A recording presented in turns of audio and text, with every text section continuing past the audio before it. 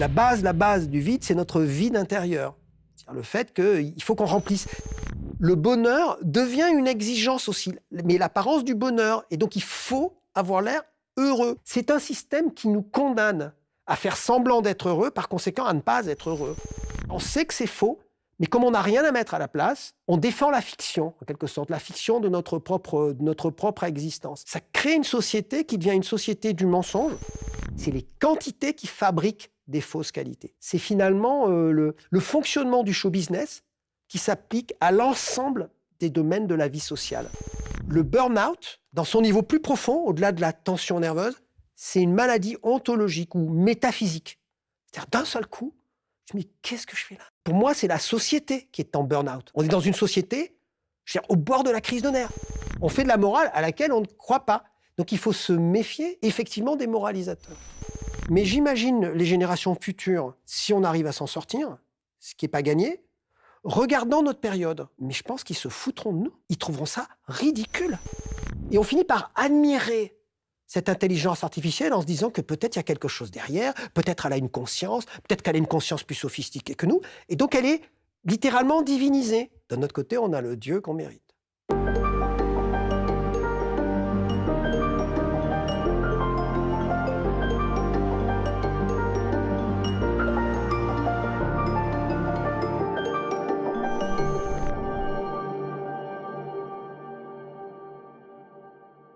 Raphaël Liogier, bonjour. Bonjour. Je suis ravie de vous recevoir sur la chaîne YouTube du média Élucide. Alors, vous êtes philosophe et sociologue, vous êtes professeur à Sciences Po Aix et chercheur au Sophiapol de Nanterre. Vos travaux portent sur les transformations des identités et des croyances à l'ère de la mondialisation et leurs effets politiques et sociaux. Et vous venez tout juste de faire paraître aux éditions des Liens qui libèrent Success, l'industrialisation du mensonge, dont on va parler aujourd'hui et qui va nous aider à comprendre l'hypocrisie qui habite notre société. Alors justement, vous introduisez le livre en expliquant que bien souvent, aujourd'hui, quand on est introduit dans un groupe de personnes, la première chose que les gens vont essayer de savoir sur nous, c'est si oui ou non on est successful, comme vous l'écrivez, si on a du succès. Alors, j'aimerais vous demander, qu'est-ce que c'est pour vous, à l'ère contemporaine, le succès? Et d'ailleurs, pourquoi vous utilisez le terme en anglais? C'est très important, cette distinction entre le simple succès et le success, c'est-à-dire qui revient à être successful. Le succès, quand on a du succès même dans ses affaires, qu'on gagne beaucoup d'argent, je sais pas moi, on a du succès même au sens sportif du terme, on a du succès au sens où on est heureux, on jouit de la vie. Bon, voilà, c'est direct. Être successful, je m'en suis rendu compte lors d'un séjour justement aux États-Unis, en particulier dans les dîners, avec cette espèce d'expérience de qu'est-ce que vous faites dans la vie. On vous demande si vous êtes successful, mais ça ne veut pas dire si vous avez du succès. C'est combien de regards pensent que vous êtes successful. C'est-à-dire, c'est quelque chose de très circulaire. C'est-à-dire, jusqu'à quel point, quelle place vous tenez dans l'exhibition publique, dans un système qui est fondé sur l'exhibition. Et le fond de ce que vous dites, que ce soit vrai, que ce soit pas vrai, que ce soit rationnel, que ce soit pas rationnel, compte beaucoup moins que le fait même d'être successful en tant que tel. Alors, je suis parti de là pour essayer de comprendre ce qui se passait, et j'ai découvert que c'était symptomatique de l'état de notre société aujourd'hui. Est-ce que le succès, ça n'a pas toujours été une obsession? Qu'est-ce qu'il y a de fondamentalement nouveau dans notre conception du succès aujourd'hui? Ce qui est fondamentalement nouveau dans notre conception du succès, c'est que le succès en tant que tel, donc le success, en tant que tel, est devenu une façon de compenser notre incapacité à fabriquer des valeurs authentiques. Qu'est-ce que j'entends par valeur authentique? Ce que j'entends par valeur authentique, c'est-à-dire, j'emploie le mot dans le livre de qualité. Qu'est-ce que c'est que la qualité? La qualité, une qualité intrinsèque, c'est très exactement ce qui ne peut pas être quantifié. On l'oublie ça souvent. C'est juste ce qui ne peut pas être quantifié. Mais dans un monde où on ne croit qu'à la quantité, on est obligé de fabriquer des qualités à base de quantité. Mais pas de n'importe quelle quantité. Du coup, il faut faire impression par des quantités massives. Hein. Et ces quantités massives, c'est le nombre de vues, le nombre et donc c'est ça qui crée cette espèce de système de compensation qui est lié à notre horreur du vide, à notre angoisse du vide, qui est elle-même liée à ce qui se passe dès le 19e siècle, à cette forme de nihilisme, de matérialisme général qui se déploie tout au long du 19e siècle, qui se traduit par ce que j'appelle l'industrialisme, c'est-à-dire par ce désir de remplir sans cesse le vide. Mais la base du vide, c'est notre vide intérieur. C'est-à-dire le fait qu'il faut qu'on remplisse. C'est comme si le capitalisme était devenu une façon de nous désangoisser, de ne pas voir l'angoisse du vide. C'est-à-dire que le capitalisme avait une importance psychique. C'était un processus psychique de compensation de notre vide intérieur. Mais évidemment, comme c'est du vide intérieur, on a beau remplir de matière, d'argent, de colonies à l'époque, du 19e siècle. Au bout d'un moment, ça marche plus. Et quand ça marche plus, il y a une remontée de cette anxiété. C'est ce qu'on est en train de vivre aujourd'hui. Et donc, on met en scène de façon encore plus criante, j'allais dire criarde, comme quand on dit que quelque chose est criard parce que c'est exagéré, quand on se maquille de façon criarde. Aujourd'hui, c'est comme si nos grandes valeurs de liberté, d'égalité, etc., c'était devenu un maquillage criard. C'est-à-dire, moins on y croit, moins on est capable d'y croire, plus on le hurle, plus on le crie pour compenser notre incapacité à y croire. Vous montrez que ce vide est venu, en quelque sorte, remplacer la transcendance. Mais est-ce que vous pouvez nous expliquer, même si c'est un peu compliqué, ce que c'est la transcendance, pour comprendre ce qu'on a perdu? Je crois qu'on peut le dire de façon très simple, ce que c'est la transcendance, parce que tout le monde l'éprouve, puisque c'est, à mon sens, c'est intrinsèquement attaché à l'humain, à ce qu'est l'humain. La transcendance, même si ça a été approprié par les religions, si ça a été approprié par les religions, c'est justement parce que c'est une énergie extrêmement forte qui est intrinsèque à l'humain. La transcendance, ça veut juste dire, c'est comme dans le mot trans aussi, ça veut dire ce désir de se dépasser, d'être plus grand que soi, de se projeter soi-même au-delà de son organisme, de ce qu'on est naturellement, de ce qu'on est à la naissance, d'être plus. Et c'est ce qu'éprouve même un enfant d'emblée lorsqu'il arrive à l'état d'adolescent. Son inquiétude, c'est d'être quelqu'un. Alors, on est tous quelqu'un, donc qu'est-ce qu'il veut dire quand il veut dire être quelqu'un? Être au-delà de simplement son organisme, il veut avoir un destin, il veut être quelqu'un. Et donc, la transcendance, c'est cette énergie-là. C'est juste cette énergie-là. Vous voulez être peut-être journaliste, vous voulez être agent secret, je sais pas, engagé, humanitaire, etc. Être quelqu'un. Donc, on construit sans cesse des mythologies positives. Donc, on se transcende par l'identité? On se transcende par l'identité. Le seul problème, alors c'est intéressant, ce mot de mythologie. Parce que je crois que la mythologie, la vraie mythologie, si je puis dire, elle croit ce qu'elle dit. La question, c'est pas que ce soit, là pour l'instant, factuellement vrai ou pas, c'est qu'elle croit ce qu'elle dit. C'est-à-dire, je m'identifie, elle sert l'identification, l'identité, à m'identifier à un héros positif, à être réellement moral, à être capable de me sacrifier pour être au-delà de moi, au-delà de ce que je suis à la base. Mais en fait, aujourd'hui, il y a un effondrement des mythologies positives, de la mythologie, et c'est remplacé par des fictions. Quelle différence entre fiction et mythologie? C'est que la fiction, je sais que c'est faux, comme quand je regarde une fiction à la télévision. Je sais que c'est faux. Je lis un roman, je sais que c'est faux, le roman. Mais j'entre dans le roman, pourquoi? Justement pour compenser parfois le fait que ma vie est moins intéressante. Mais en même temps, ça peut faire partie d'une certaine jouissance. Sauf qu'aujourd'hui, c'est comme si nous écrivions notre vie comme un roman, donc comme une fiction, en sachant que c'est faux, mais comme on n'a pas la force de croire à cette transcendance, c'est-à-dire d'être plus grand que ce qu'on est, on n'en a pas la force, eh bien on préfère faire comme si ce n'était pas une fiction. C'est-à-dire c'est une fiction, c'est-à-dire on sait que c'est faux, mais comme on n'a rien à mettre à la place, ben on défend la fiction, en quelque sorte, la fiction de notre propre existence. Ça a des conséquences pratiques, mais énormes.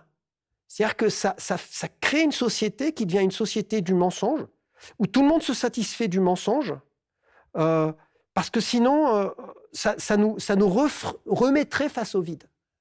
Et donc, c'est ça, cette histoire de fiction. Je pense qu'on est vraiment dans une société de fiction. Est-ce que pour vous, c'est principalement dû à la fin de la religion, à la fin des grands récits, y compris politiques? C'est dû à quoi ce vide omniprésent? Là, c'est-à-dire que là, on revient justement en amont.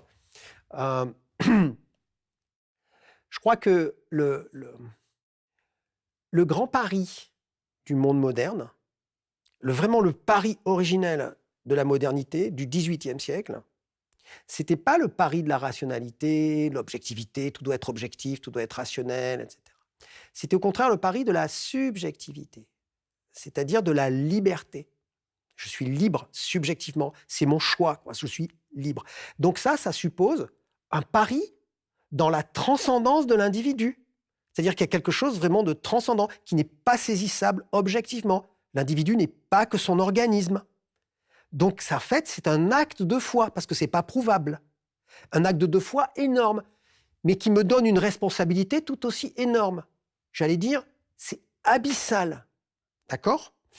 Or, quand on est face à cet abysse, les humains, à la fin du XVIIIe siècle, au début du XIXe siècle, ils vont se trouver face à ce pari énorme, qui en même temps leur donne cette déclaration de liberté, si je puis dire, qui leur donne le vertige. Parce que jusque-là, c'était contrôlé par les dogmes religieux. Et ils n'ont pas été à la hauteur de ce vertige. Autrement dit, ils se sont rétractés. Ils n'ont pas voulu sauter dans le vide, justement. Ce sentiment du vide, ce sentiment que les choses ne sont pas complètes, on n'a pas le temps d'en parler, mais il est là aussi intrinsèque à l'humain. C'est ce qui fait la force de l'humain. C'est ce qui fait sa fragilité et sa force, de ce sentiment que les choses ne sont pas complètes, qu'il manque quelque chose dans l'image du monde, qu'on ne sait pas pourquoi on est né, on s'interroge sur notre naissance, on ne sait pas pourquoi on va mourir.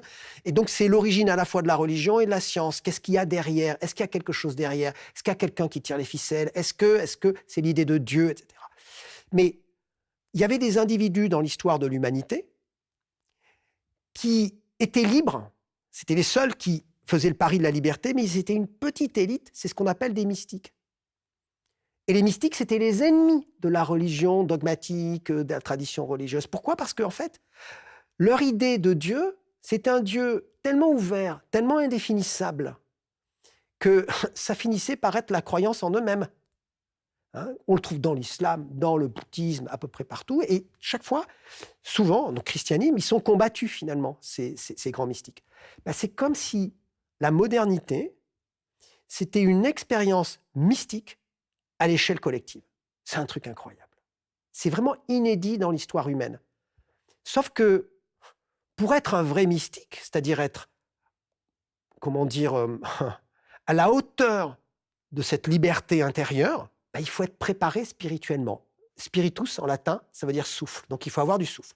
Et on n'a pas eu le souffle. Résultat, tout le 19e siècle, ça a été montré par Michel Foucault, ça a été une rétractation au nom de la science, soi-disant, pour reconstituer une morale archi-restrictive.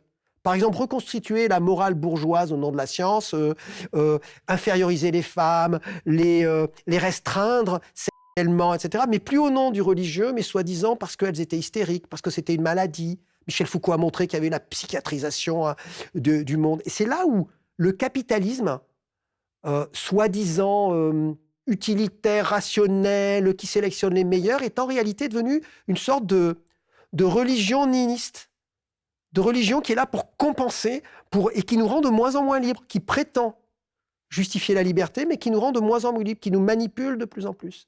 C'est là le renversement. Si vous aimez cette chaîne et notre travail, pensez à vous abonner et suivez-nous sur elucide.media. En plus de garantir notre indépendance, en vous abonnant à notre site, vous aurez accès à tous nos contenus, analyses graphiques, synthèse d'ouvrages, podcasts, entretiens exclusifs et articles quotidiens. On compte sur vous. Vous dites que le capitalisme est une religion. Est-ce que ça en a vraiment tous les attributs ou c'est quand même un petit peu à part? Alors, c'est une religion qui est la pire des religions. Pourquoi?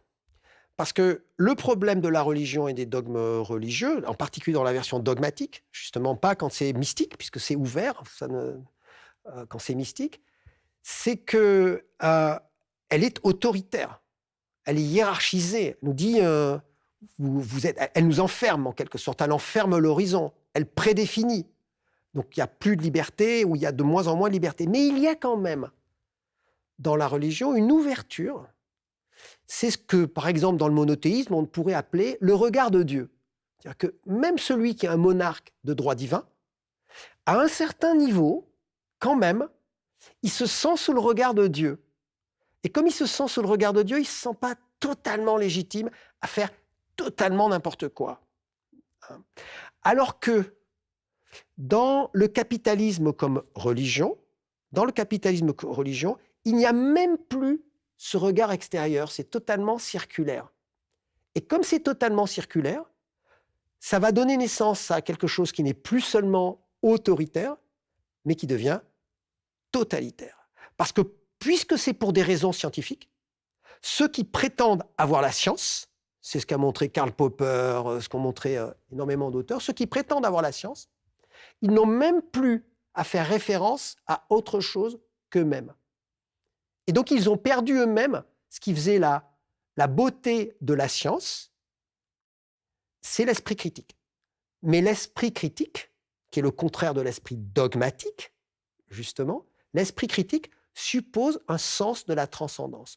Tous les vrais scientifiques, et c'est indépendant du rapport religieux dogmatique, ils ont un sens de la transcendance, c'est-à-dire qu'ils savent qu'il y a un au-delà de ce qu'ils croient avoir découvert. Parce que sinon, ça se réduit en dogmatisme.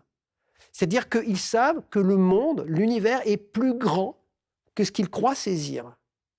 Ça, c'est extrêmement important, c'est un esprit particulier. Or, le capitalisme nous explique, quand il devient religion, qu'il n'y a rien de plus grand que la masse, que ce qui est massif, qu'il n'y a rien de plus puissant. C'est pour ça que j'appelle ce cycle le cycle de la puissance pour la puissance, c'est-à-dire la puissance sans transcendance. Et donc le monde du success, c'est un monde qui est littéralement livré à cette circularité, totalement aliénante, totalement dépressive.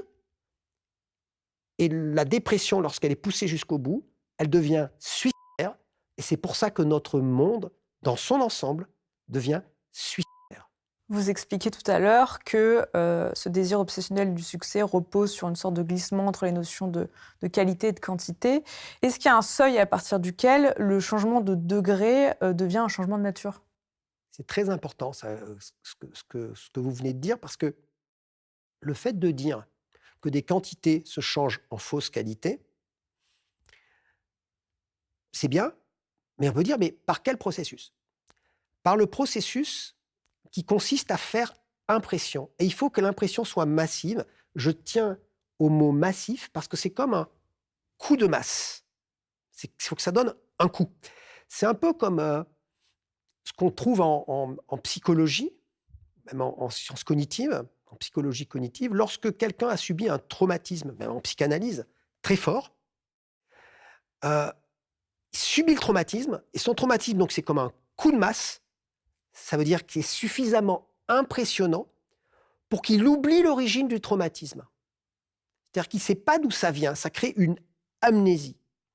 Et en fait, mon idée, c'est que un coup de masse impressionnant, c'est-à-dire un nombre de vues impressionnant, 2 millions de vues, ou une richesse impressionnante, 1 milliard, etc., ça crée un effet de masse et on oublie d'où vient cette qualité. C'est comme si ça devenait une qualité. Par exemple, avec le mot milliardaire, c'est plus une qualité, c'est plus un adjectif, C'est le fait d'avoir 1 milliard, ça passe de l'avoir à l'être, un être fictif où vous êtes milliardaire. Comme Oncle Picsou, le club des milliardaires. Ça devient un substantif, ça devient un nom.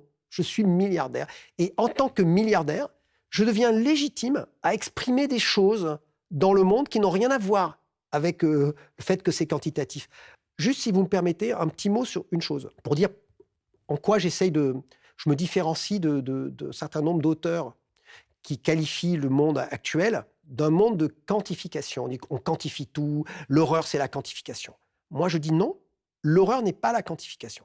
Puisque depuis le néolithique, on ne fait que quantifier, mais ce n'est pas forcément horrible de quantifier. Dire le poissonnier, il quantifie le nombre ou le pêcheur le nombre de poissons qu'il va vendre à un cordonnier quand c'était le troc, et le cordonnier, il va lui donner un certain nombre de chaussures. Donc là, bon, c'est un échange. L'échange suppose la quantification. Après, on invente les unités monétaires, le billet à ordre. Ça permet une plus grande accumulation. Donc c'est le capitalisme qui se développe, mais ce n'est pas le capitalisme comme religion, pas le capitalisme, pas le marché comme marché aux alouettes, comme miroir aux alouettes, comme jeu de dupes, comme marché de dupes. Mais à partir du moment où, justement, le marché sert à fabriquer de la qualité, parce qu'on n'a plus aucun sens de la transcendance, du dépassement, à ce moment-là, ça pose problème. À ce moment-là, donc ce n'est pas les qualités, comme le disent la plupart des auteurs, qui se transforment en quantité, puisqu'en fait, on ne croit plus dans la qualité à la base. Mais c'est les quantités qui fabriquent des fausses qualités. C'est bien différent. Qui fabriquent, par exemple, le principe de liberté, le principe... Et c'est la règle, c'est finalement le fonctionnement du show business qui s'applique à l'ensemble des domaines de la vie sociale, de cette manière-là. Alors, il y a justement un domaine qui est très représentatif de ce glissement entre qualité et quantité, c'est la finance. Qu'est-ce que vous pensez de la financiarisation de notre économie aujourd'hui ? La finance, c'est assez intéressant aussi parce que, au départ, la finance, c'est pas quelque chose de fondamentalement négatif, la finance. La finance, encore une fois, ça veut dire avoir foi. Au-delà de soi, justement. Et donc, l'origine, en quelque sorte, de la finance, c'est d'arriver à réaliser un projet ensemble, parce qu'on ne peut pas y arriver tout seul. Donc, on met ensemble, de pouvoir prendre des risques en commun qu'on ne pourrait pas prendre individuellement, parce qu'individuellement, on mettrait en péril l'ensemble de son patrimoine. Là, on met une partie de son patrimoine, et donc, on peut investir ensemble, et même si on perd, on ne sera pas complètement impacté. Donc, ça veut dire que c'est pour l'intérêt général. Ça permet de prendre un risque, mais un risque pour l'intérêt général. Et troisième point, ça permet de penser même aux générations futures en faisant quelque chose qui ne va pas me revenir immédiatement, mais puisqu'on le fait ensemble et que je ne mets pas tout ce que j'ai, je vais pouvoir faire quelque chose de trop grand pour moi, donc de plus grand pour moi, mais dans l'avenir. Aujourd'hui, on parle finance, c'est exactement le contraire.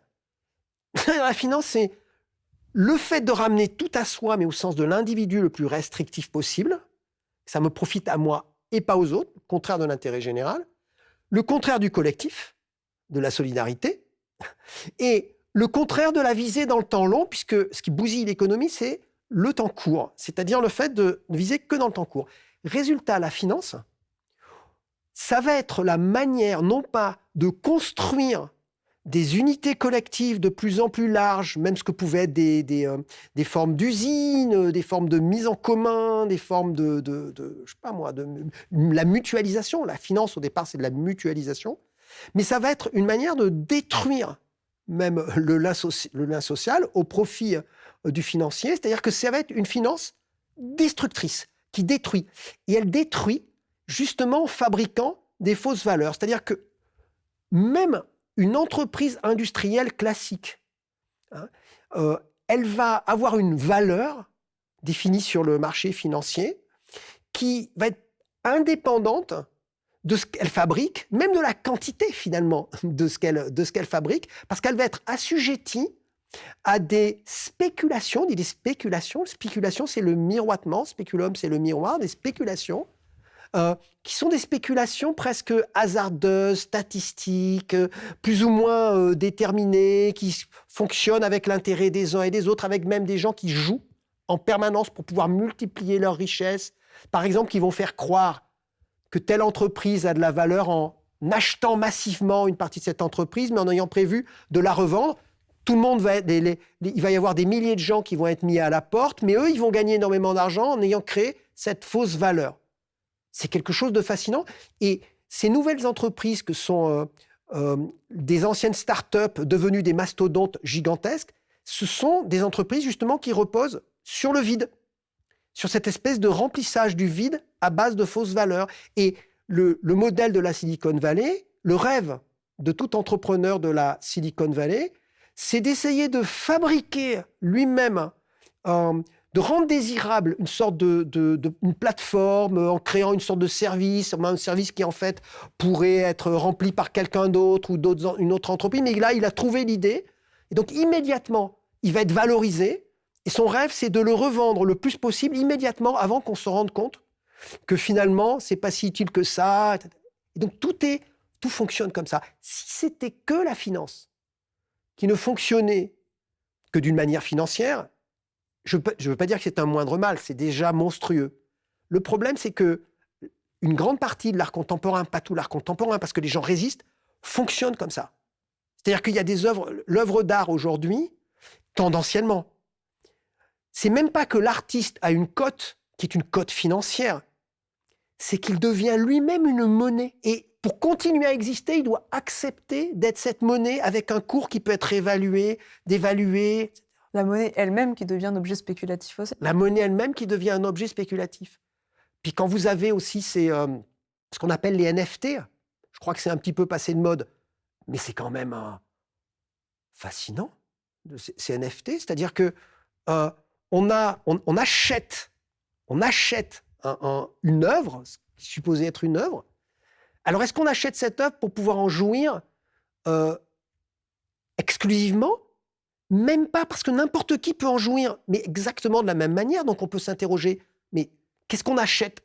Non, on achète le fait, ça je trouve ça incroyable, on achète le fait que l'on sache massivement qu'on l'achète. C'est-à-dire, on achète le fait que l'on sache que je suis propriétaire. Mais cette propriété, c'est quoi ? C'est le fait que l'on sache que je suis propriétaire, parce que sinon, on peut en jouir de la même manière, on peut le reproduire 10 000 fois, on peut en faire ce qu'on veut. Et ensuite, quand on vend, qu'est-ce qu'on vend ? En fait, on vend un prix qui, si possible, va être plus élevé. Donc, ça atteint le niveau maximum de l'absurdité spéculative. C'est quelque chose de dingue. Et ça, ce n'est possible que parce que nous sommes dans une société qui est une société du remplissage du vide. On voit de plus en plus de gens qui veulent se réaliser en devenant milliardaires. Chez les jeunes, le métier de rêve, c'est influenceur. Mais alors, est-ce que ce que cherchent tous ces gens, ce ne serait pas plus que le succès, même juste la célébrité, voire même la liberté ? Parce que si je suis célèbre, en fait, quelque part, je n'ai pas un employeur, je ne compte à rendre à personne, je suis libre. C'est pour ça que j'appelle ça le success. C'est pas seulement le succès qu'ils cherchent, puisque le succès ne suffit plus. C'est qu'à la limite, si on va jusqu'au bout du raisonnement, un échec objectif, peut-être même, je ne sais pas moi, un handicap ou le fait que j'ai subi un traumatisme, à un moment donné, c'est terrible de dire ça, mais à un moment donné, si j'ai du succès en raison même de ce traumatisme, en raison même de cet échec, en raison même du fait qu'on m'a coupé, je fais un livre et d'un seul coup, je deviens successful et ça se transforme en success en tant que tel. Et donc, j'accomplis quelque chose dans la mise en scène générale. Là, c'est quand même quelque chose, ça devient quand même fascinant. En fait, quand je dis que ce que l'on cherche, c'est d'être successful, c'est-à-dire justement d'être célèbre plus que d'avoir du succès, successful, c'est ça aussi, hein, c'est parce que c'est la manière qu'on a aujourd'hui d'exister, c'est-à-dire d'être quelqu'un. Ce que j'appelle dans mon travail le désir d'être. Les humains, ils ne désirent pas seulement survivre, ils désirent survivre évidemment, à la base. Ils ne désirent pas seulement ce que j'appelle survivre mieux, vivre, c'est-à-dire du confort, on est bien, le fauteuil. Ils désirent être, mais c'est très concret. Désirer être, c'est désirer être quelqu'un. Voilà. Et aujourd'hui, face à l'effondrement de notre rapport à la transcendance, qui était pourtant ce grand pari du XVIIIe siècle, pour lequel on n'a pas été à la hauteur, la liberté, etc., tout ça, il ne reste plus que pour désirer être quelqu'un, le succès, justement. C'est-à-dire cette forme de célébrité massive, ce coup de masse. Et pour ça, on est obligé de se mentir. Alors c'est ça une dimension qui est quand même très importante, c'est la dimension du mensonge. Parce que on a inventé une nouvelle forme de mensonge aujourd'hui qui est liée au succès. C'est ce que je pourrais appeler les produits de fiction. Je disais tout à l'heure qu'il n'y a plus de mythologie, c'est-à-dire qu'on ne croit plus à notre destinée, à une destinée authentique, mais qu'à la place, on vit notre vie comme dans un roman, et on sait que c'est faux, mais comme on n'a que ça, on essaye de se convaincre à travers les yeux des autres. On essaye de se convaincre à travers la mise en scène. Et c'est ça, finalement, le succès. Donc, on compense notre malaise intérieur. Et c'est pour ça qu'on a besoin de mentir. C'est vraiment un mensonge, là encore, inédit dans l'histoire humaine. Parce que le mensonge, on sait tous ce que c'est, puisqu'on a tous menti. Ça serait un grand mensonge de dire qu'on n'a jamais menti. On peut mentir parce que, on ne peut pas s'en empêcher, il y a quelque chose de pathologique, on ne sait même d'ailleurs pas pourquoi on ment, c'est une sorte de dissonance cognitive. Il y a un mensonge qui est plus pour dire qu'on est plus que ce qu'on est. Donc, je suis plus, ça peut se manifester par le fait de je connais un tel, je suis l'ami d'un tel, tous ces gens qui sont amis avec des gens célèbres et qui vivent une vie par procuration, etc. C'est le mythomane, il vit sa vie par procuration. Puis il y a le mensonge qui est le mensonge vraiment stratégique, c'est-à-dire je cache quelque chose pour le garder pour moi. C'est le mensonge du Gripsou qui cache son argent suisse, qui dit non, c'est faux, je suis quelqu'un de très honnête, etc. Il y a le mensonge, un autre type de mensonge, ça serait le mensonge machiavélien, c'est-à-dire je mens au peuple, hein, mais c'est pour des bonnes raisons, c'est parce que c'est pour stabiliser l'État, etc. Et puis il y a le mensonge pieux, le cancérologue qui ment à son patient parce qu'il ne veut pas lui faire trop de peine ou il ne veut pas que ça rajoute un autre fardeau sur lui, quoi. Mais nous, on a inventé une nouvelle forme de mensonge, un mensonge qui n'est pas fait pour cacher quoi que ce soit, puisque tout le monde le sait, que tout le monde ment. Puisque comme on n'a rien à mettre à la place, bien, le mensonge, c'est quelque chose qu'on préserve, ça devient une exigence morale, aussi paradoxal que ce qui paraît. C'est-à-dire que ce qu'on va reprocher à un individu, c'est pas de mentir publiquement, puisque tout le monde sait qu'il ment, puisque de toute façon on ne peut que mentir. Un homme politique, il parle de liberté, mais c'est évident qu'il ne peut pas y croire, puisqu'on ne peut pas y croire. Mais ce qu'on va lui reprocher, c'est de ne pas avoir les dents assez blanches, de ne pas avoir assez souri, et que quelque part, il n'a pas assez joué le jeu. Et donc, s'il n'a pas assez joué le jeu, ou alors si ça se voit trop, on va lui demander de s'excuser, ou alors on va l'annuler, cancelled, on va l'éliminer, mais il va même devoir faire parfois acte de contrition publique. C'est-à-dire, vous allez avoir aujourd'hui des choses fabuleuses, comme à l'époque de l'Inquisition, avec des gens qui vont dire non, je vous jure, c'est ma faute, parce qu'ils se sont rendus compte qu'ils étaient allés trop loin, qu'ils ont dit quelque chose peut-être qui était trop vrai. Et donc, immédiatement, ils se rendent compte que c'est plus possible, qu'ils vont plus exister dans l'espace médiatique. Alors là, ils s'excusent massivement pour essayer de sauver les meubles, c'est-à-dire de sauver les apparences, quoi. Et là, ils font acte de contrition. C'est assez fou. Donc ce mensonge, c'est devenu vraiment l'exigence morale. Je crois que là aussi, c'est la seule fois dans l'histoire de l'humanité où on arrive à ce mensonge comme exigence morale. On reproche à personne de mentir aujourd'hui, hein. On lui reproche que ça se sache. Qu'est-ce que vous pensez d'ailleurs du dégoût que ressentent beaucoup de personnes pour les politiques qui incarnent justement ce mensonge ? La question des politiques, c'est une question centrale, parce que la politique, si on voit par exemple dans l'Antiquité grecque ou même dans d'autres sociétés, c'est quand même ce qui est considéré comme étant le plus noble. C'est par excellence l'activité qui exprime la grandeur, donc on se transcende au profit des autres. Parfois, on n'était pas payé, d'ailleurs, dans certaines conditions. Mais là, la politique, c'est devenu synonyme de mesquinerie et par excellence synonyme de mensonge. Pourquoi ? Parce que tout le monde sait que les hommes politiques mentent, mais ce qu'il y a de particulier avec la politique, c'est que les politiques ils savent très bien que nous savons qu'ils mentent. Ils le savent. Mais ils le font quand même. C'est-à-dire qu'en gros, c'est comme si, en plus, ils manquaient de pudeur. Et donc, on ne peut pas s'empêcher de les mépriser. À la limite, j'allais dire, plus que ce que nous méprisons nous-mêmes. C'est-à-dire qu'aujourd'hui, on est dans une société du dégoût. On finit par se dégoûter un peu de nous-mêmes parce qu'on voit bien qu'on est dépendant. C'est une forme de dépendance, de véritable addiction. Cette addiction que nous avons à l'apparence, au mensonge, au succès, etc. C'est pour ça que je dis qu'il devrait... arriver à résister à ça, c'est un vrai travail spirituel, quoi, au sens mystique du terme. Hein. Et donc on voit ces hommes politiques qui, eux, non seulement ils ne résistent pas, mais en plus ils n'ont même pas la pudeur de se taire, comme on disait jadis, ou de ne pas la ramener. Quand ils la ramènent, ils en rajoutent, et ils vont jusqu'au bout du truc, et donc on ne peut pas s'empêcher d'être encore plus dégoûté, d'être vraiment dégoûté. C'est ça, je crois, cette détestation, ce mépris de la politique est justement symptomatique de ce délire général du succès. Alors, est-ce que le succès, au moins, ça rend heureux? Ben non, je ne crois pas. Ça rend heureux, ça rend pas heureux, ça amplifie la frustration, si vous voulez. Dans la question du succès, il y a aussi la question à l'intérieur de cette exigence du mensonge, cette exigence morale du mensonge. À l'intérieur de cette exigence morale du mensonge, il y a l'exigence d'avoir l'air heureux, justement. Mais ça fait partie du mensonge. C'est-à-dire qu'il y a tout un système où le bonheur devient une exigence aussi, mais l'apparence du bonheur. Et donc, il faut avoir l'air heureux. Il faut avoir l'air de s'intéresser aux autres. Il faut être dans le soin. Ce sont des belles valeurs, hein, le soin, la liberté, etc. Mais il faut absolument, parce que si on ne le fait pas, non seulement on va perdre, non seulement on ne va pas gagner d'argent, non seulement on va être... Mais on ne va pas pouvoir s'en sortir, on va être exclu.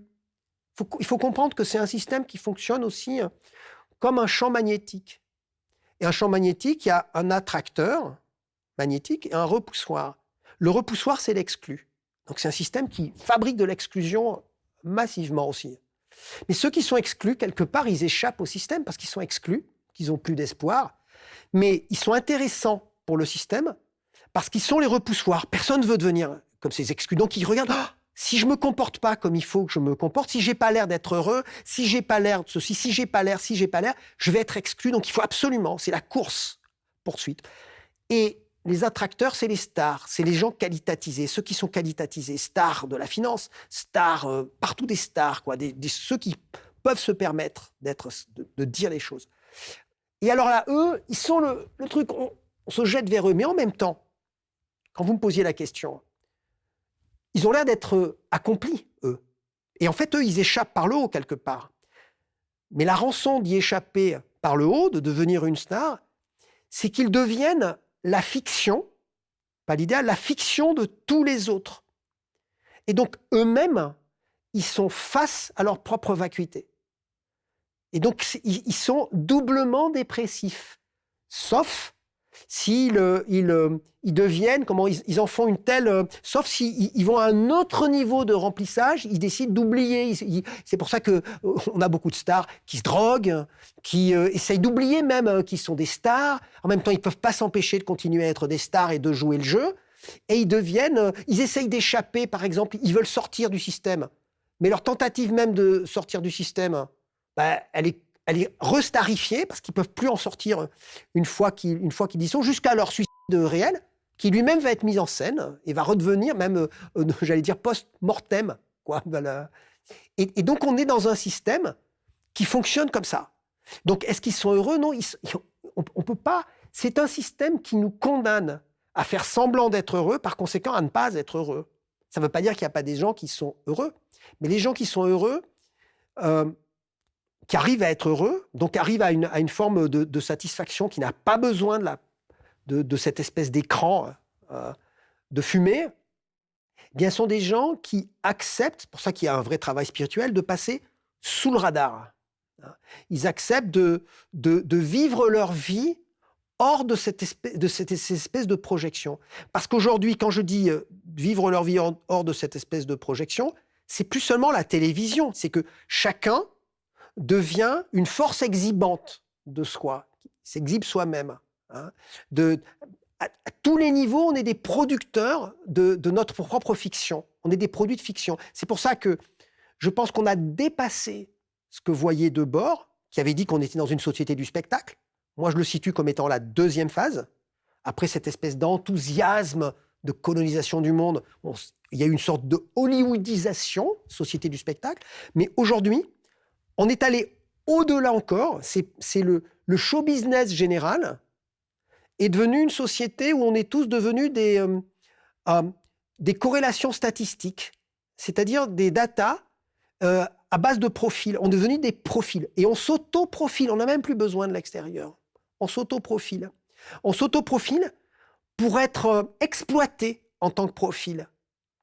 On voit ça dans les applications de rencontres, on s'autoprofile, on se factorise aussi, c'est-à-dire qu'on donne des facteurs. Mon âge, qu'est-ce que je vaux, quoi, combien je vaux sur le marché de cette exhibition. Et lorsque mon profil croise un autre profil, là, je suis tout content. Et ça, c'est une caricature, même s'il y a beaucoup de gens maintenant qui fonctionnent comme ça, mais ça fonctionne comme ça à tous les niveaux. Et non seulement on l'accepte, mais on y va encore plus fort, on s'autoprofile comme étant heureux, on s'autoprofile, donc on est dans une société, c'est ce que j'appelle la phase corrélationniste. On se réduit nous-mêmes à des corrélations. L'exhibition a atteint ce stade et on y est tous. On est tous impliqués. Pour passer sous le radar de ça, alors là, c'est pas facile. Et du coup, comment ça impacte notre rapport aux objets et à la consommation ?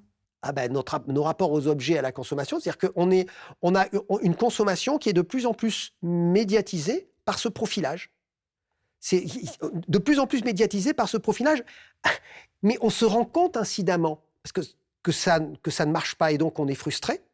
On sent, je parlais de ce dégoût, on pourrait dire comme si on était dans une sorte de grand 8, on a la nausée, on a envie de descendre, mais on n'arrive pas à descendre, on éprouve de plus en plus ce dégoût, on essaye de fabriquer de l'authenticité, mais cette authenticité, elle est immédiatement récupérée par le système, elle est réindustrialisée, c'est le phénomène du coaching, du yoga, de toutes ces choses, le fait d'être libre, toutes les formes de néo-spiritualité, elles partent d'une bonne intention, elles parlent d'une bonne tension, même je dirais d'un bon désir, mais elles sont immédiatement réindustrialisées.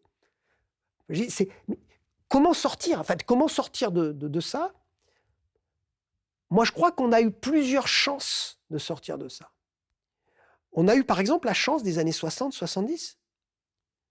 La chance des années 60-70, c'était... On critique les idéologies, mais des gens qui étaient enthousiastes. C'est-à-dire, ils fonctionnaient vraiment avec... Ils avaient envie d'être plus grands, qu'ils soient maoïstes, communistes, qu'ils soient New Age même, ou des formes qui ont l'air d'être complètement hallucinantes, voire avec des champignons hallucinogènes, l'amour libre, etc. Il y avait quelque chose d'une reconnexion avec ce rêve du XVIIIe siècle et de vivre en étant plus grand que soi. Et ces gens, quand même, incidemment, qu'on a moqués ensuite par la suite, on a récupéré leurs valeurs, mais on les a industrialisées. Parce que c'est eux qui ont inventé le développement durable. C'est eux qui ont inventé l'économie circulaire. C'est eux qui ont inventé aussi petit à petit cette idée de décroissance. Sauf que ils n'ont pas inventé, ils ne laissaient pas livrer elles-mêmes cette idée de décroissance, cette idée de développement durable, comme une sorte de quelque chose comment dire, qui devait nous réduire. Mais en même temps, il y avait ce désir d'être plus grand autrement que par la masse, que par l'économie. C'est pour ça que ça allait avec le yoga, ça allait avec une multitude de choses qui étaient à inventer. Et donc, grâce à ça, ils ont pu inventer des communautés utopiques, ce que j'appelle des utopies concrètes, puisque le mot concret, ça veut dire croître ensemble. Donc, ils permettaient de croître ensemble, de désirer croître ensemble. Et en fait, ils jouissaient de la vie. C'est-à-dire que ce n'était pas une austérité imposée qui fait qu'on se sent mal, qu'on a envie de détourner le système. Aujourd'hui, quand on parle d'écologie, le gros problème de l'écologie, c'est que c'est devenu une sorte de morale qui s'adresse à nous de l'extérieur, qui entend même nous dresser. Donc, chaque fois qu'on essaye d'imposer quelque chose de l'extérieur, eh bien on se détourne. On sait presque tous, pas tous, hein, mais en tout cas techniquement, on sait ce qu'il faudrait faire. Écologiquement, aujourd'hui, on a des hypothèses quand même qui sont assez optimisées pour savoir ce qu'il faudrait faire, ce qu'il ne faudrait pas faire pour essayer de sauver la planète, pour essayer d'améliorer les choses. Mais en fait, on ne le fait pas massivement parce que le désir profond n'est pas là, parce que l'écologie est perçue comme quelque chose d'extérieur qui ne nous permet pas d'être plus grands, mais seulement de sauver les meubles à la limite. Donc, on ne fait pas de politique publique avec le tri sélectif. Pour pouvoir justifier le tri sélectif, il faut qu'il y ait quelque chose d'érotique. Vraiment d'érotique, c'est-à-dire qui relève de l'amour, qui relève d'une tension désirante extrêmement forte. On ne sera pas au rendez-vous des grands défis de notre temps tant qu'on ne considérera pas la dimension érotique de ce rendez-vous. Puisque tout rendez-vous doit avoir une dimension érotique. C'est comme un rendez-vous amoureux. Donc je crois qu'il faut se reconnecter à ça. Aujourd'hui, il y a plein d'initiatives. Il y a plein d'initiatives de quartiers, de gens qui vivent le développement durable, mais sans la grande idéologie qui est réappropriée par les entreprises multinationales, Google, par le développement personnel, tout ce mélange. Non, ils le vivent. Mais pour arriver à le vivre, ces gens-là, consciemment ou inconsciemment, ils essayent de le faire sous les radars. C'est-à-dire qu'ils vivent une expérience qui les regarde, qui ne regarde qu'eux, pas de façon égoïste parce qu'ils élargissent, mais ils sont sous les radars. C'est pas public, c'est pas publicisé. Il y a des groupes qu'ils savent, ça constitue des petites communautés. Ça peut être parfois sur Internet, mais ça, c'est un usage positif d'Internet. C'est pas un usage massif, c'est pas successful. C'est autre chose. Moi, je pense que le monde pourra changer par là, en réinstillant, en amplifiant ce désir qui existe déjà. Est-ce que ce système, il touche toutes les classes sociales et est-ce qu'il les touche toutes de la même façon? Waouh, ça c'est encore une question, c'est une question très difficile. C'est une question très difficile, mais je dirais qu'à des degrés divers, sous des angles divers, ce système il touche toutes les classes sociales. D'ailleurs, ce système a détruit les classes sociales et a détruit en même temps les mouvements sociaux. C'est-à-dire la possibilité de penser un mouvement social au-delà de sa petite personne, puisqu'il a détruit le sens de la grandeur. Résultat, ce qui a l'air d'être aujourd'hui un mouvement social, ça finit par être une expansion de son propre égoïsme, elle-même manifestée comme étant dans la mise en scène du succès, et qui n'a plus l'impact de ce que ça pouvait, de ce qui pouvait exister. Donc je pense que ça touche véritablement toutes les classes sociales. Je pense que les milliardaires eux-mêmes, entre guillemets, nous manipulent, mais eux-mêmes, ils sont manipulés. Je veux dire, on est tous sans cesse... Trump, c'est, sans faire de jeu de mots, ou si en faisant un petit jeu de mots, c'est la Trumperie ultime. Hein, c'est vraiment la Trumperie ultime. C'est que Trump, c'est l'incarnation de ce mensonge. Tout le monde sait qu'il ment, mais par contre, ce qu'il revendique, c'est avant tout la vérité. Il revendique, il fabrique des fake news industriellement au nom d'une vérité qui n'est plus dite. Donc, quelque part, il s'adresse au mensonge général qu'est notre société, et donc il a un impact sur ceux qui sont frustrés, qui sont malheureux, qui peuvent être des gens très pauvres, etc., tout en étant l'ultime mensonge, puisque lui-même, il est issu du show business. Il est issu, c'était quelqu'un qui faisait des émissions de télé, etc., et qui aujourd'hui réussit parce qu'il va jusqu'au bout du système. Sauf que Trump n'est pas le problème.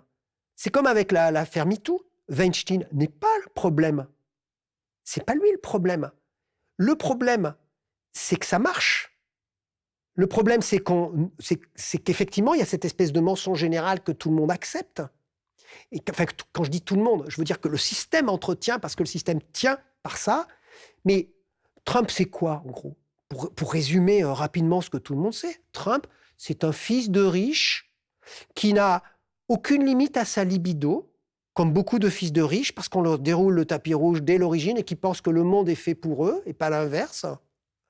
Que de toute façon, ils sont successful, justement, avant même de tenter quoi que ce soit. Ils choisissent juste des options dans le succès qui leur est de toute façon promis. N'ont pas de limite, je vous dis, dans la libido.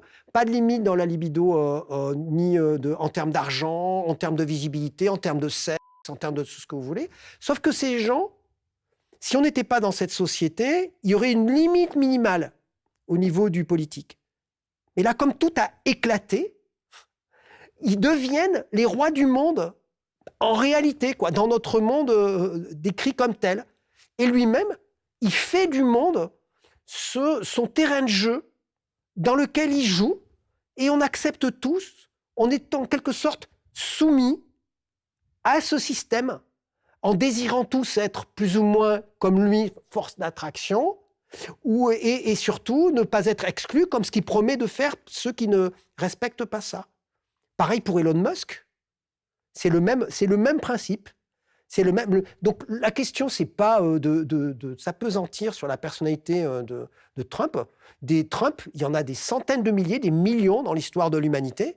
C'est que le fait qu'à un moment donné, une personnalité aussi caricaturale de Trump qui existe chez les gens qui ne peuvent pas contrôler leur ego pour des raisons sociales, culturelles, finissent par dominer notre monde au nom même de la démocratie. Le travail a une place absolument centrale dans nos vies. Comment ce système a impacté notre rapport au travail ?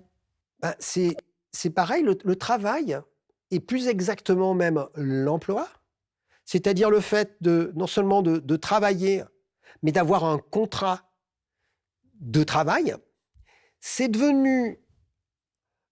Le travail aujourd'hui fait partie de la mise en scène du social comme un système dans lequel ceux qui ont un contrat de travail sont in, au sens ils sont dedans, mais ils n'ont qu'une peur, c'est d'être exclus et d'être dehors. Chômage, voire chômeur en fin de droit. Et donc, ils doivent s'estimer heureux d'avoir un travail. Et pour le coup, s'ils s'estiment heureux d'avoir un travail, ils doivent se la fermer, en quelque sorte. Ils doivent rester dans une sorte de rapport de soumission. Tandis qu'en réalité, le travail a de moins en moins d'importance, ne serait-ce qu'en termes de revenus. C'est-à-dire que c'est de moins en moins le travail effectif qui crée du revenu, parce qu'il y a le développement des machines, enfin de toute une série de processus qui ont été vus par Marx, qui ont été vus par bon nombre d'économistes, même par Piketty, sur le fait qu'aujourd'hui, le revenu du capital, quasi exponentiellement, a doublé le revenu du travail. Mais on maintient la fiction, c'est-à-dire c'est devenu un produit de fiction, l'emploi, parce que ça permet de structurer le système, et ça permet de dire, bon, il y a des gens qui sont in, il y a des gens qui sont out, on est plus ou moins successful dans le rapport au travail. Le travail, c'est devenu un instrument de mise en scène, l'emploi. D'ailleurs, on va finir par dire que l'emploi, c'est une richesse en tant que telle. C'est-à-dire qu'on va dire qu'il y a des bassins d'emploi dans le vocabulaire. C'est intéressant.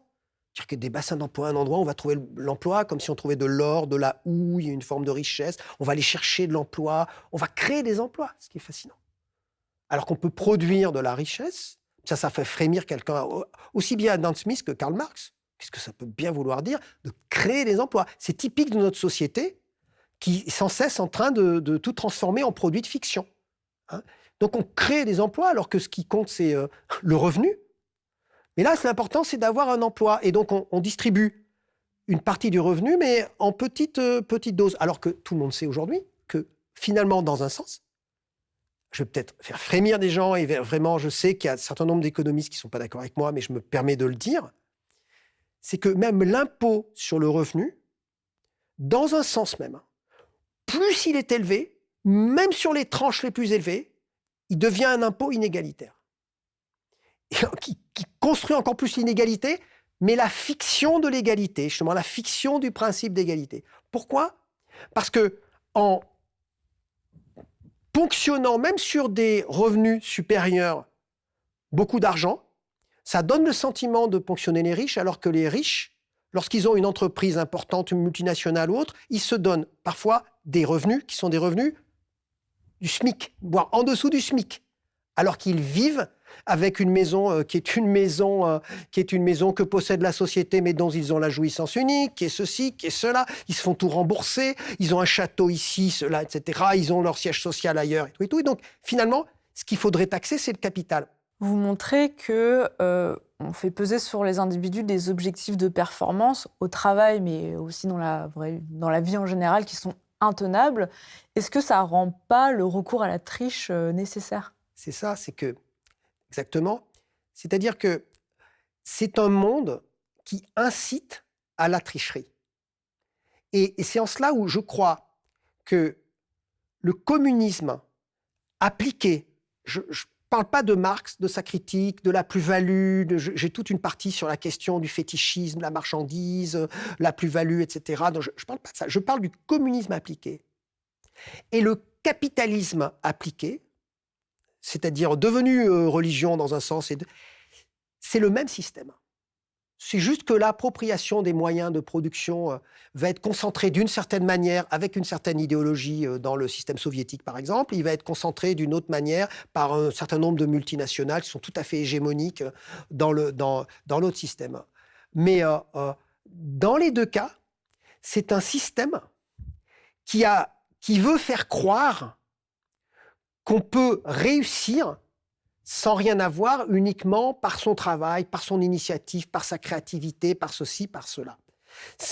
Dans les deux cas, c'est la même logique que ce qu'on appelait jadis le stakhanovisme. Stakhanovisme, c'est cet ouvrier mineur soviétique qui était devenu une sorte de héros soviétique dans le monde soviétique, qui était Stakhanov, qui était supposé extraire un certain nombre de mineurs je ne sais plus ce que c'était exactement, mais c'était l'idée d'une performance absolument extraordinaire. Ça devenait le héros, un héros communiste qui était montré partout avec son visage vainqueur, héroïque, etc. Ce qui est intéressant, c'est que tout le monde savait que Stakhanov était impossible. Mais tout le monde avait le culte de Stakhanov, mais en sachant que c'était de toute façon impossible et qu'en plus, ce n'était pas désirable de se tuer au travail, de se dépasser de cette manière-là.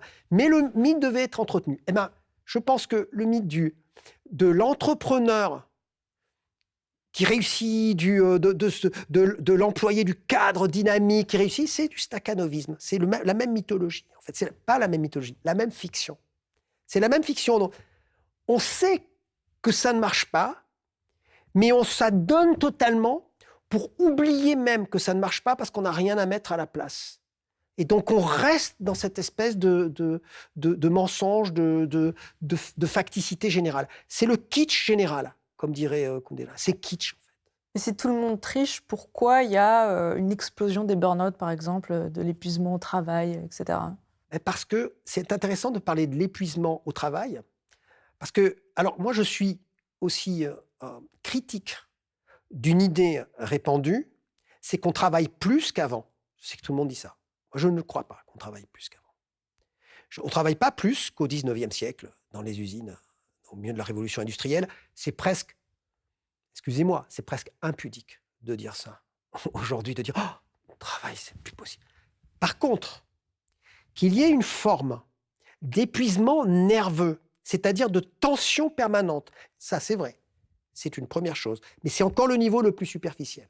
Parce que le niveau le plus profond, c'est qu'une grande partie de la population, c'est-à-dire ceux qui sont les moins successful, mais qui sont dans le désir de succès, ils peuvent gagner de l'argent, ils peuvent parfois même gagner beaucoup d'argent, mais c'est comme s'ils avaient de plus en plus perdu le sens de leur activité. Le sens de leur activité, c'est-à-dire qu'ils font quelque chose, ils ne savent pas très bien pourquoi ils font. Ils font partie d'une chaîne de production sans voir la fin, sans la voir, quoi, ce qui est au bout, mais sans la voir au sens de finalité. C'est les fameux bullshit jobs. Bullshit job, exactement, de Gruber, qui est aussi publié au Lien qui libère. C'est les fameux bullshit jobs qui sont liés à une bureaucratisation extrême. Gruber, il montre aussi, j'en parle dans le bouquin, que le néolibéralisme, c'est-à-dire nous, on est dans le néolibéralisme non seulement accompli, mais finalisé, qui arrive même à son épuisement. C'est pas moins de bureaucratie, c'est plus de bureaucratie. C'est pas moins de paperasserie, c'est plus de paperasserie. C'est de plus en plus de régulations, contrairement à ce qu'on croit, mais des régulations qui vous dressent, mais de moins en moins de droits, au sens des libertés, justement. Il ne faut pas confondre les deux. En fait, on se trouve dans une phase où ce qui fait le désir, là je deviens un peu philosophe, ce qui fait le désir d'être humain, c'est le désir d'accomplissement, c'est-à-dire c'est cette histoire de transcendance, d'être plus grand que je suis. Et tant que l'activité, tant que le travail sert à ça, que ce soit chez l'artisan ou même certaines formes d'ouvriers, fiers d'être ouvriers, même encore au XIXe siècle, ça continue à fonctionner, parce qu'il y a une forme d'accomplissement qui fonctionne. Mais lorsque j'ai perdu ce sens-là, ce n'est pas la quantité de travail, c'est la perte de la qualité. C'est-à-dire je vois que ça devient factice, je vois tellement que ça devient factice, que finalement, on pourrait dire que le burn-out, dans son niveau plus profond, au-delà de la tension nerveuse, c'est une maladie ontologique ou métaphysique. C'est-à-dire d'un seul coup, je me dis, qu'est-ce que je fais là? C'est-à-dire, j'ai pas envie de me lever. C'est dépressif, le burn-out. Hein? Dépressif, ça veut dire que je ne sais pas pourquoi je vais me lever et aller au travail. Donc, pourquoi est-ce que je travaillerai? Donc, finalement, j'en arrive à détourner le système parce que c'est la meilleure chose que j'ai à faire. De toute façon, j'y crois pas, donc pourquoi est-ce que je participerai? Donc, si je participe pas au système comme les humains, ils sont faits aussi pour participer, pour être solidaires. Si je suis plus solidaire, si je participe plus, ben je me désagrège, je deviens en fait suicidaire. Je crois que je me satisfais de moi-même, mais j'arrive pas à me satisfaire de moi-même. Donc je deviens exclusif, je deviens méchant, je me rétracte. Et à la fin de la fin, j'arrive plus à me regarder dans une glace, j'arrive plus à me lever. C'est ça le burn-out. Je craque, au sens où vraiment je craque. Mais pour moi, c'est la société qui est en burn-out aujourd'hui. On est dans une société, je veux dire, au bord de la crise de nerfs. Le fait qu'on accepte quelqu'un comme Trump, c'est l'expression même du burn-out général. Alors, si la triche et le mensonge sont quasiment institutionnalisés comme ça, est-ce que ça donne une clé de lecture pour comprendre aussi la corruption, par exemple? Bien sûr, parce que la pire des corruptions, c'est même pas la corruption de l'argent. La corruption de l'argent, c'est énorme. Mais la corruption de l'argent, c'est l'effet d'une corruption plus profonde. C'est l'effet de l'absence de transcendance. Je disais, il n'y a même plus l'œil de divin ouvert, puisque le système est devenu totalement circulaire. C'est pour ça que je dis que la véritable morale du système, je le dis dans le livre, elle se résume à 4 principes qui sont secrets, pas parce qu'on ne sait pas ce que c'est, mais parce que tout le monde sait ce que c'est, donc il ne faut pas le dire, justement. Parce que justement, tout le monde sait ce que c'est. Et que ces principes, c'est tu peux croire à ce que tu veux, le premier, pourvu que tu fasses semblant d'y croire jusqu'au bout. Quel que soit ce que tu crois, il faut que tu fasses semblant d'y croire jusqu'au bout. Il n'y a pas de salut de ce côté-là, il faut absolument, puisqu'il n'y a plus que ça. Puis le deuxième principe, c'est pas vu, pas pris. Quel que soit le troisième principe, c'est si tu es critiqué, s'il se passe quelque chose, ce qu'il faut, c'est que tu cries plus fort. Quelle que soit la manière. Tu cries plus fort, tu utilises les réseaux sociaux, c'est ce que fait Trump. Hein. C'est-à-dire que c'est pas grave, le contenu, que ce soit une fake news ou pas, puisqu'il en balance une autre à la suite. Le temps qu'on essaye de le discréditer, qu'on critique, c'est fini, l'espace critique n'existe plus. Il faut y aller plus fort, plus fort, plus fort, plus fort. Et il faut que ce soit inversement proportionnel à notre non-croyance. C'est-à-dire que je prône encore plus la liberté, je prône encore plus le care, je prône encore plus l'humanitaire, je prône encore plus la dignité humaine, j'y vais encore plus fort, c'est pas important, l'important c'est d'y aller encore plus fort. Et la quatrième exigence interne du système, c'est tu dois toujours te comporter en public comme si tu étais en privé, et en privé comme si tu étais en public. C'est pas compliqué en fait, ça a l'air comme ça, mais c'est pas compliqué. Il suffit de regarder comment se comporte un homme politique américain pendant une campagne électorale. Il va s'adresser à un militant qu'il n'a jamais vu, des centaines de milliers de personnes, mais un militant qu'il n'a jamais vu, comme si c'était son pote de toujours, avec lequel il a une intimité incroyable. Il a un Tim, it's great, Tim, c'est super, Joe, tout le monde. Et c'est vraiment avec un truc super intime pour donner un sentiment de qualité, pour créer une fausse qualité, alors qu'il ne se préoccupe que de la quantité, vote, etc. Mais vraiment pour y aller franchement là-dessus, pour créer cette espèce de dépendance, accomplir cette dépendance. Mais par contre, quand il est en famille, avec ses enfants, donc quand il est dans le royaume de l'intimité réelle, là, il va se mettre à distance, parce qu'on ne sait jamais, sa femme, si elle divorce, elle pourrait l'attaquer, ça pourrait se retourner contre lui, il ne sait pas ce qu'elle peut dire, ce qu'on peut dire, qui peut dire quoi. Donc il se met à distance, il est pas si intime que ça, même avec ses propres enfants, il a le sentiment qu'il y a un conflit de génération, il ne sait pas très bien où est-ce qu'ils en sont, etc. Et donc c'est comme s'il n'y a plus d'espace public parce qu'il n'y a plus d'espace privé, et donc on confond l'intime avec le public, et donc tu dois toujours te comporter en public comme si tu étais en privé comme si tu étais en public. Vous avez ces 4 lois et vous verrez que ça détermine notre comportement. Et donc la tricherie, c'est devenu l'exigence morale, du coup. C'est immoral sur le fond, presque, de ne pas tricher. C'est-à-dire que, de ne pas mentir en tout cas. Mais celui qui triche, tant qu'il n'est pas découvert, on a le sentiment que tout le monde sait qu'il triche en tant que politique. Tant que ce n'est pas découvert, moi ça va, tu peux continuer à tricher, ce n'est pas un problème. Concernant la troisième loi que vous citiez, est-ce que ça veut dire qu'il faut se méfier très sérieusement des moralisateurs et des personnes qui mettent leurs valeurs en étendard? Énormément. C'est ça le plus problématique dans notre société, c'est que on est dans une société où, comme on ne croit plus réellement à la morale, je veux dire, si on prend le mot moral dans ce qu'il signifie, la différence entre ce qui est moral et ce qui est physique, on parle au physique ou au moral. Quand on dit j'ai pas le moral, ça veut dire que je suppose qu'il y a quelque chose qui n'est pas physique. Mais comme on ne croit plus qu'il y a autre chose que seulement physique, bien, on fait de la morale à la place. On fait de la morale à laquelle on ne croit pas. Donc il faut se méfier effectivement des moralisateurs. Mais de toute façon, hein, je veux dire, on n'a pas la possibilité de dire la vérité réellement aujourd'hui dans l'espace public. Je veux dire, la contrainte est trop forte, on n'a pas la possibilité. Pourtant, mon message n'est pas un message pessimiste. Je veux dire, si on veut pouvoir vivre en vérité, ça peut se faire justement, je le répète, que sous les radars, dans des expériences concrètes qui peuvent se déployer à partir du quartier, à partir de ces autres possibilités, puis à partir de petites communautés qui peuvent se médiatiser, mais qui se médiatisent par le bas. Je veux dire, votre média est parfaitement l'expression de ça. C'est quand même une communauté de gens qui se reconnaissent en dehors des radars classiques et qui petit à petit créent une désirabilité d'être ensemble, de cultiver ce que j'appelle, moi, au sens fort, une forme d'érotisme, d'être ensemble. Mais d'érotisme, c'est être plus grand, c'est pas la pornographie, l'érotisme. Et donc, progressivement, là, ça crée une ouverture et une possibilité. Là, ça crée un chemin possible. Mais dire globalement, comme ça, dans les médias, quelque chose qui serait vrai, mais qu'on n'est pas capable d'entendre, personne ne peut le faire vraiment aujourd'hui. C'est-à-dire on n'est vraiment pas prêt à ça. Donc ça peut passer que par le bas. Dans un système comme celui que vous décrivez, on imagine que justement les médias traditionnels mainstream, emboîtent le pas et donc industrialisent aussi à leur manière le mensonge, non?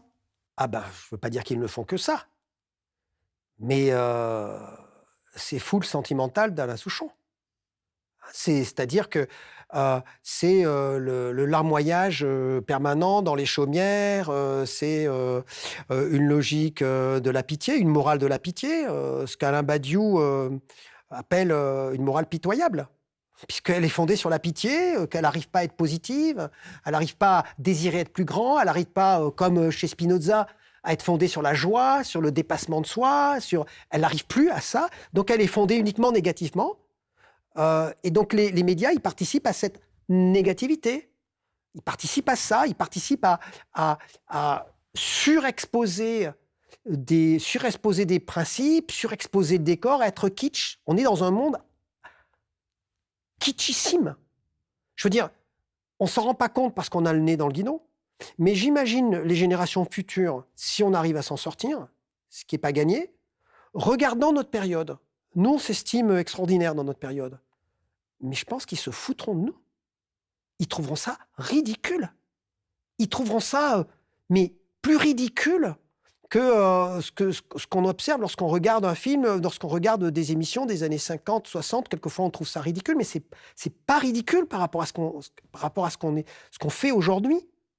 Il faut vraiment regarder comment est-ce qu'aujourd'hui on distribue la parole dans les débats, à la télévision, à la radio, ce qu'on sélectionne comme information, comment est-ce que c'est au-delà d'être objectivement en grande partie faux, il faut voir à quel point ce que j'appelle ce produit de fiction qui est devenu notre société, ce qu'on produit, est ridicule. Et quelle place il y a pour nos émotions dans cette société-là, sachant qu'elles sont évidemment beaucoup manipulées, alors par les médias, mais aussi bien sûr par les algorithmes. On nous appelle à faire étalage de nos émotions, puis en même temps, il ne faut pas non plus trop les exprimer parce que ce n'est pas très bien vu. Qu'est-ce qu'on fait avec ces émotions ? La question des émotions, c'est qu'effectivement, vous le dites vous-même, hein, dans la société que j'appelle corrélationniste, des profils, l'émotion, ça fait partie du profil. C'est un facteur. Ah, ce type-là est un type bien parce qu'il a des émotions. C'est bien, tu exprimes tes émotions. Donc, il va y avoir l'exigence de j'exprime mes émotions. Ah bon, il faut que j'exprime mes émotions. Ok. Ou alors, en sens inverse, il ne faut pas que tu exprimes tes émotions parce que tu aurais l'air de ne pas être rationnel. Mais dans les deux cas, effectivement, c'est manipulé. C'est-à-dire que l'émotion, euh, elle est supposée exprimer ma subjectivité, quelque chose qui est profond, etc. Mais comme on n'y croit pas... On performe. Oui, elle performe, elle est l'objet, elle performe au sens d'un performeur, c'est-à-dire d'une performance théâtrale. Mais d'une performance théâtrale, je veux dire que je me joue à moi-même aussi. C'est-à-dire que c'est ça le problème. Donc, c'est difficile d'en sortir. Je vous dis, c'est une des caractéristiques de ce capitalisme devenu religion. C'est pour ça que j'ai pris le parti d'appeler ça industrialisme, c'est-à-dire que tout est transformé en produit, y compris nos émotions. C'est pour ça que je dis que c'est de l'industrialisme, c'est-à-dire que nos émotions, elles sont aussi fabriquées, refabriquées, manipulées industriellement. À un moment donné, elles deviennent intéressantes, mais comme il y a une obsolescence de ces produits de fiction, de ce que nous sommes devenus, mais en même temps, les émotions passent, il y a eu telle émotion, ça se traduit par une grande émotion collective, puis hop, plouf, après c'est éliminé, on n'en parle plus, et ceux qui sont qui témoignent de ça sont les médias, les chaînes d'information, qui à un moment donné se saisissent de quelque chose. À la fois, ils ont une démarche pseudo-rationnelle, répétitive, sur un conflit par exemple, puis ensuite, ils vont dans tous les registres, le registre de l'émotion. Puis quand ils ont épuisé tous les registres, pouf, ils passent à autre chose. On n'a pas résolu le problème, ça n'a pas accentué la réflexion sur l'espace public, juste ça s'est connecté aux émotions populaires, on a fait de l'audimat, et donc ça a fabriqué de la fausse valeur, y compris de la valeur financière pour eux. Tout à l'heure, on parlait du travail. Vous expliquez aussi que le travail va de pair avec les loisirs, qui sont eux aussi rigoureusement encadrés. Est-ce que vous pouvez développer un peu ça ?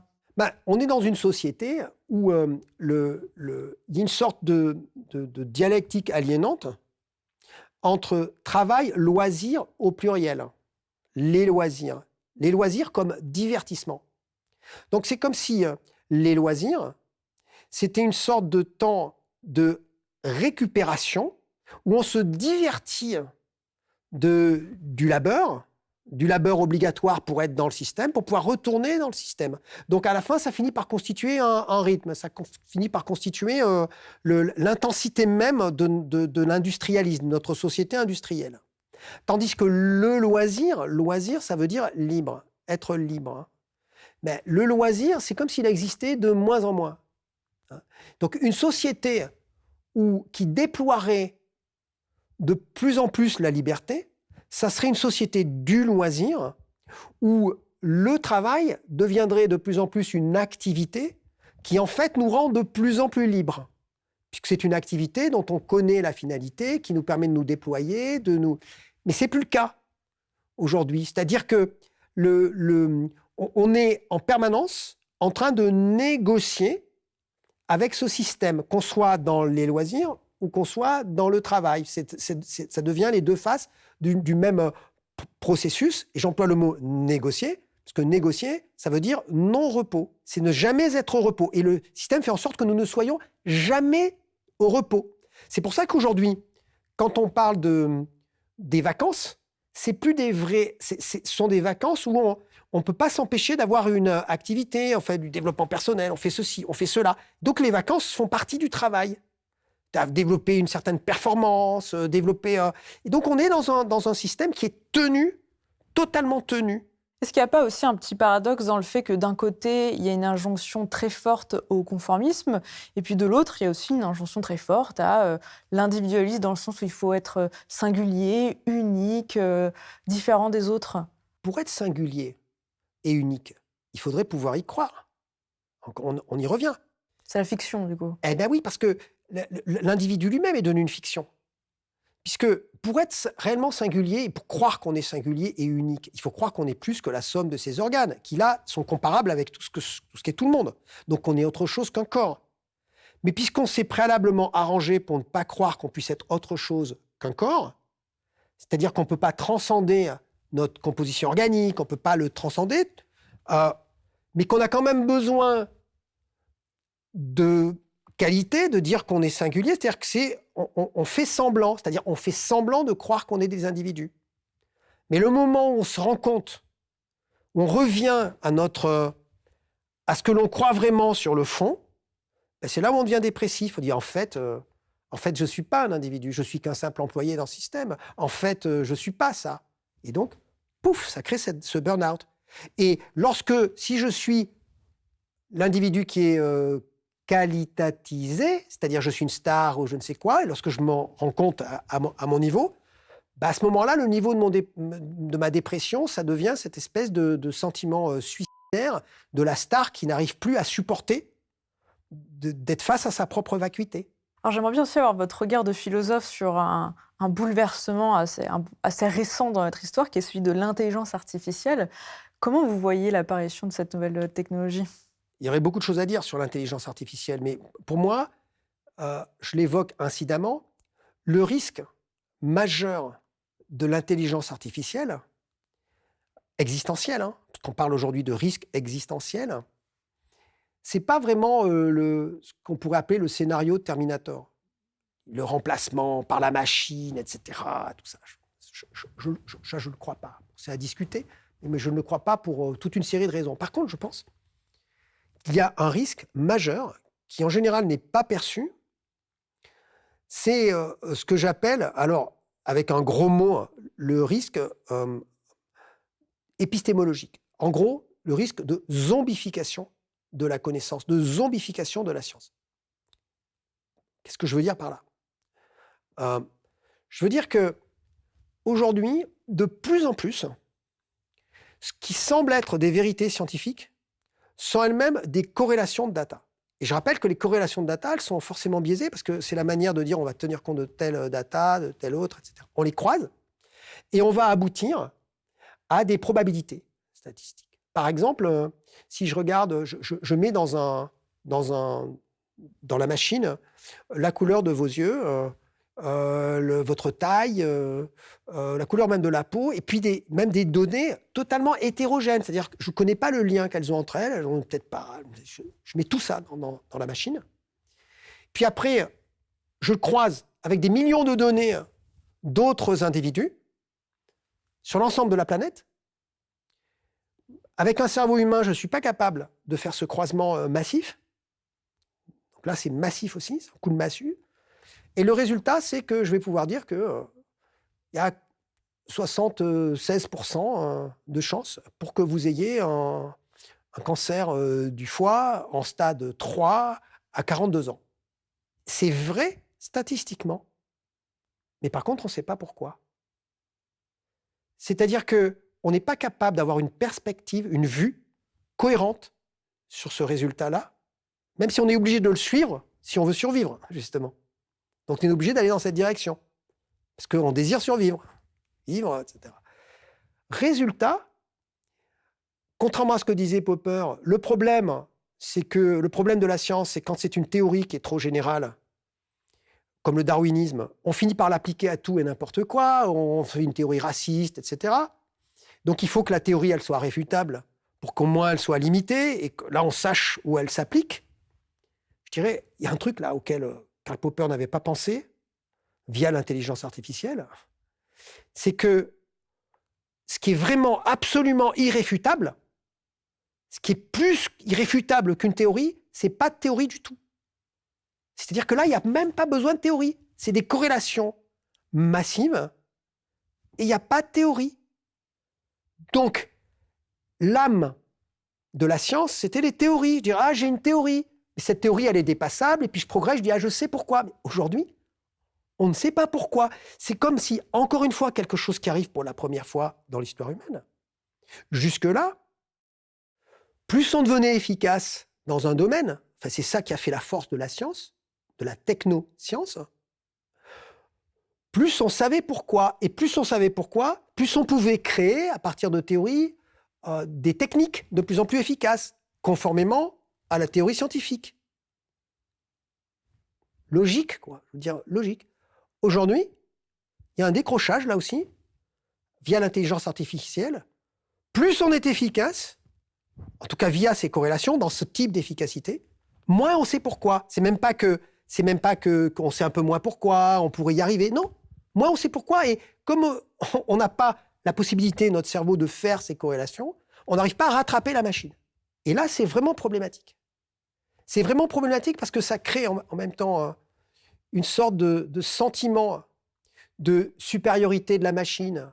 On se dit, ceux qui deviennent des sortes d'occultistes des machines, et les start-upers, et les ingénieurs, les googleurs, les Américains, qui sont sur ChatGPT et autres, eux-mêmes, ils sont dépassés par ce qu'ils sont en train de faire, et eux-mêmes, ils fantasment sur l'idée que ça va renverser le monde, etc.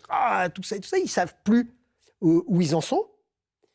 Parce qu'en fait, effectivement, on est dans une science qui est vidée de son âme. L'âme de la science, c'était d'avoir une théorie qu'on pouvait réfuter, mais d'avoir des théories. Aujourd'hui, ça devient des modèles de comportement, de la modélisation. Et on finit par admirer cette intelligence artificielle en se disant que peut-être il y a quelque chose derrière, peut-être elle a une conscience, peut-être qu'elle a une conscience plus sophistiquée que nous. Et donc, elle est littéralement divinisée. D'un autre côté, on a le Dieu qu'on mérite. Donc, la divinisation de l'intelligence artificielle, elle est à la mesure, quand même ridicule, de notre société de l'apparence. On arrive à la fin de cette interview, je vous remercie beaucoup. Je vais donc vous poser notre petite question rituelle. Qu'est-ce qui est connu de peu de monde, mais qui mériterait d'être connu de tous ? Ce qui me vient, là, sur le moment, c'est une sorte de paradoxe qui m'a toujours fasciné. C'est lorsque je regarde un mur et que je le vois rouge, en fait, dans un sens, c'est parce qu'il est tout sauf rouge. Puisque il y a des fréquences lumineuses. On sait que la lumière, elle est faite c'est un ensemble de fréquences. C'est pour ça d'ailleurs que quand ces fréquences sont décomposées, cette décomposition, ça fait un arc-en-ciel. Quand l'eau décompose ces fréquences. Et donc la lumière, elle va aller sur le mur.